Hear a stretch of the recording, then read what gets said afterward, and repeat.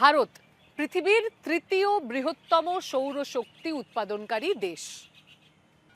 আর এই উৎপাদন সক্ষমতা আগের যে কোনো সময়ের তুলনায় দ্রুত বাড়ছে, আর তা খুলে দিচ্ছে সুযোগের অবারিত দুয়ার। তবে সেই সঙ্গে তৈরি হচ্ছে নতুন নতুন চ্যালেঞ্জও।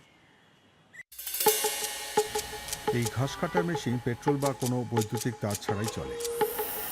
একটি পাতা শুকানোর যন্ত্র যা সূর্যের চেয়েও বেশি কার্যকর, কিন্তু দূষণ ছাড়াই চলছে। আর এই পাম্প চলে সৌরশক্তিতে। গ্রামের পুকুরের আবর্জনা টেনে পাড়ায় নিয়ে এসে ফেলে। তবে এই আবিষ্কার কোনো বিদগ্ধ বিজ্ঞানী নয়, করেছে স্কুলের ছাত্রছাত্রীরা। কিভাবে? আমরা এখন ঝাড়খণ্ডের বোকারো জেলার দান্তু গ্রামে। এখানকার ক্লাস 2 হাই স্কুলের শিক্ষক অনিমেষ চন্দ্র। পরিবেশ বান্ধব প্রযুক্তির প্রতি তার গভীর আগ্রহ। তার দেখানো পথেই ছাত্ররা এই সাফল্য পেয়েছে। 3.7 ভোল্টের ব্যাটারি হলে পুরো চার্জ হবে না। প্রায় 4.1 থেকে 4.2 ভোল্ট থাকা প্রয়োজন। অন্যান্য গ্রামের মতো দান্তুতেও প্রায় বিদ্যুৎ বিভ্রাট ঘটে। কখনো কখনো 5 থেকে 6 ঘন্টা পর্যন্ত বিদ্যুৎ থাকে না। जो गांव के बच्चे होते हैं जो जनरल स्कूल वगैरह में जाते हैं वो सबसे ज्यादा अफेक्टेड होते हैं, उनकी सबसे ज्यादा पढ़ाई ऑनलाइन क्लास करार জন্য मोबाइल चार्ज नहीं कर पाते हैं। বৃষ্টি হলে তো कई बार तो जो हमारी बारिश होती है उसमें 2-2 3-3 दिन तक ही लाइट नहीं आती है। কয়েক বছর আগে হঠাৎ বদলে যায় পৃথিবী। স্কুলের ছাত্রছাত্রীদের জীবন হয়ে ওঠে আরো কঠিন। আগের চেয়ে অনেক বেশি বিদ্যুতের উপর নির্ভরশীল হয়ে পড়ে তারা। কিন্তু বিদ্যুৎই নির্ভরযোগ্যভাবে পাওয়া যেত না। उनका दो ही इशू सबसे ज्यादा होता था। पहला इशू ये होता था कि सर इलेक्ट्रिसिटी यहाँ पर कट हो रही है तो मेरा मोबाइल चार्ज नहीं हो पा रहा है, और दूसरा तो रिचार्ज का इशू था। तो मैंने कहा कि जब मुझे ऑलरेडी मेरे करिकुलम में दिया हुआ है तो इसका यूज करके मैं क्यों ना बच्चों को नई नई चीजें, इसी टाइप की प्रॉब्लम्स को सॉल्व करने के तरीके को मैं बताऊं। পরিবর্তনের শুরু করোনা ভাইরাস মহামারীর সময়। হঠাৎ করেই ছাত্রছাত্রীদের বাড়ি থেকে ক্লাস করতে হচ্ছিল। সেখান থেকে শুরু হয় স্কুলের ভোকেশনাল ট্রেনিং প্রোগ্রাম। তারপর থেকে হাতে কলমের কাজ পাঠ্যক্রমের স্থায়ী অংশ হয়ে গেছে। ইলেকট্রনিক্স, হার্ডওয়্যার ও নবায়নযোগ্য জ্বালানি নিয়ে কাজ শেখানো হয়।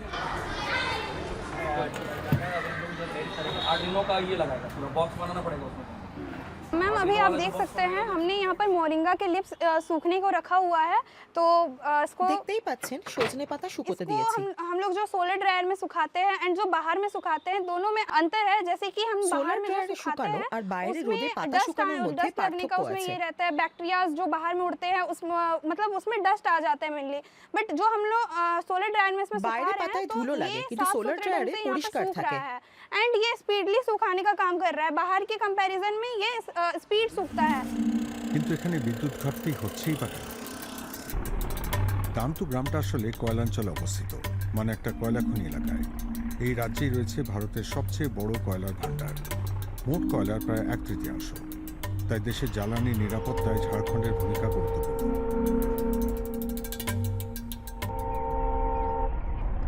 जो हमारा रिन्यूएबल सेक्टर का JREDA অর্থাৎ ঝাড়খণ্ড রিনিউয়েবল এনার্জি ডেভেলপমেন্ট এজেন্সির পরিচালকের সাথে কথা বলেছি।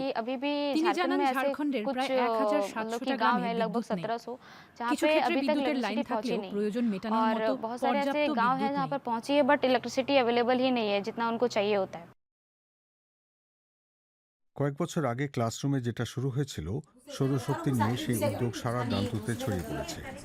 আর ছাত্রছাত্রীরা নিয়মিত সৌরশক্তিতে চালিত যন্ত্র তৈরি ও স্থাপন করে। পাওয়ার ব্যাংক, এমার্জেন্সি আলো ও দরকারি সরঞ্জাম বানায় গ্রামের সৌন্দর্য বাড়ানোর জন্য। যেমন সৌরশক্তি চালিত পুকুর পরিষ্কার করার এই যন্ত্র। ये हम लोग का जब हम लोग इसको ऑपरेट करेंगे, इसको जब हम लोग तालाब में ले जाएंगे और जब हम এর लोग का কাজ कचरा হলো सफाएगा तो ये जो আবর্জনাগুলোকে घूम रहा है এক ये জায়গায় हम लोग টেনে कचरा আনা, को इधर যাতে लाने का काम পরে करेगा সহজে ताकि हम তুলে নিয়ে आसानी से পরিষ্কার कचरा করা को যায়। इसमें डाल सके। এটা और ये সব जो हम लोग বর্জ্য का টেনে चक्का है নেয়। वो चक्का आधा पानी में रहेगा और ये भी हम लोग का आधा पानी में रहेगा।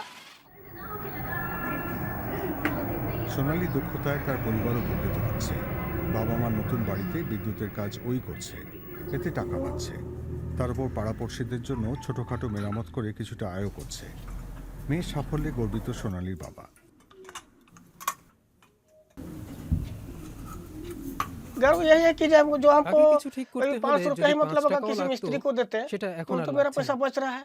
घर का जो ये बल्ब जो खराब हो रहा है वो बना रहा है, वो तो मेरा पैसा बच रहा है। গত কয়েক বছরে পুরো গ্রামটাই বদলে গেছে। সৌরবাতির কারণে বাজারের ছোট দোকানগুলো এখন সন্ধ্যের পরেও খোলা রাখা যায়।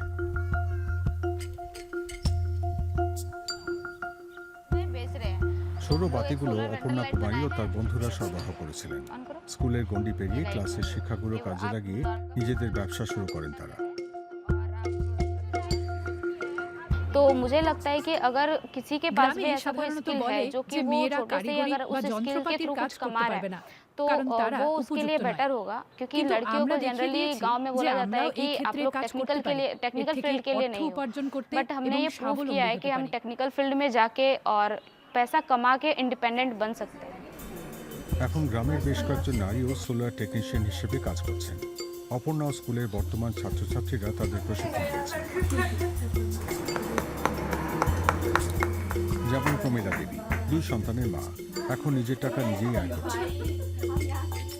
मेरा फैमिली से कोई कुछ नहीं बोला পরিবার और বাধা अगल দেয়, बगल के लेडीज কিন্তু लोग बोलती थी আশেপাশের कि ये নারীরা सारा বলতো এটা काम পুরুষদের फालतू কাজ। है, ये জিজ্ঞাসা जेंट्स করতো लोग का करने মেয়েরা का काम বাইরে है। গিয়ে এসব কাজ কেন করছে, लेडीज लोग क्यों जाती है কোনো बेकार, দরকার নেই, বাড়িতে इन लोग থাকো, से क्या होगा, চাষবাস বা ঘরের কাজ फालतू করো। कुछ नहीं होगा, ये सब हम लोग का करने का नहीं है, चुपचाप কিন্তু এখন घर কি में काम করছি करो, धान সেটা काटो, দেখে বুঝতে ये सब পারি बोलती थी যে लेडीज আমরা लोग। সত্যি बस কিছু जब अभी করতে हम लोग পেরেছি। कर लिए तो उन लोग को लग रहा है कि हाँ इन लोग कुछ किए।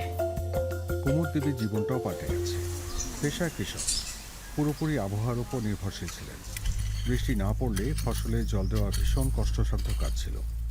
তবে মেয়ে স্কুলে প্রশিক্ষণ নেওয়ার পর থেকে তার পরিস্থিতি বদলে যায়। জলের অনেক সমস্যা ছিল। তারপর আমরা সৌরশক্তি চালিত পাম্প বসাই। लगा रहे हैं खेती को उपजा रहे এখন মাঠে আরো বেশি জল পৌঁছায়। আমার মেয়ের সাথে 6 জন এই কাজটা করছে। खेती बाड़ी को খুবই ভালো लगाए কাজ हैं, হচ্ছে। मेरी बेटी छोटा এখন लड़की আগের মতো इसमें অনেক काम कर সমস্যা रहा है, আর तो নেই। अच्छाई से काम कर रहा है। তবে গ্রামে পুরোপুরি সৌর বিপ্লব এসে গেছে সেটা বলা যাবে না, যদিও এখন সৌরশক্তি চালিত নানা যন্ত্র ও সন্ধ্যার আলো দেখা যাচ্ছে। স্থানীয় প্রশাসন সবেমাত্র সৌরশক্তির দিকে ঝুঁকছে।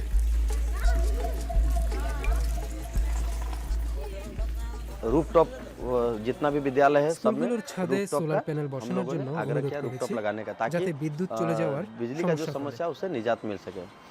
मेरे गांव में एक আমাদের গ্রামে একটা মন্দির আছে आयुष्मान যেখানে आरोग्य मंदिर সন্তান भी है, প্রসবের জন্য একটা जिसमें अभी প্রাথমিক हम लोगों ने স্বাস্থ্য কেন্দ্র डिलीवरी চালু का भी করেছি। सुविधा है उसमें, तो हम लोगों ने उसमें भी रूफटॉप का সেখানেও ছাদে লাগানে সোলার কা প্যানেল বসানোর পরিকল্পনা काम করেছি যাতে करने কোনো जा रहे हैं, जिससे ব্যাঘাত না कि ঘটে।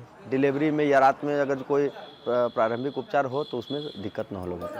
অপর্ণার স্বপ্ন দান্তু যেন আদর্শ সোলার গ্রামে পরিণত হয়। ভারতের লক্ষ্য 2070 সালের মধ্যে নেট জিরো গ্রিনহাউস গ্যাস নিঃসরণ করা।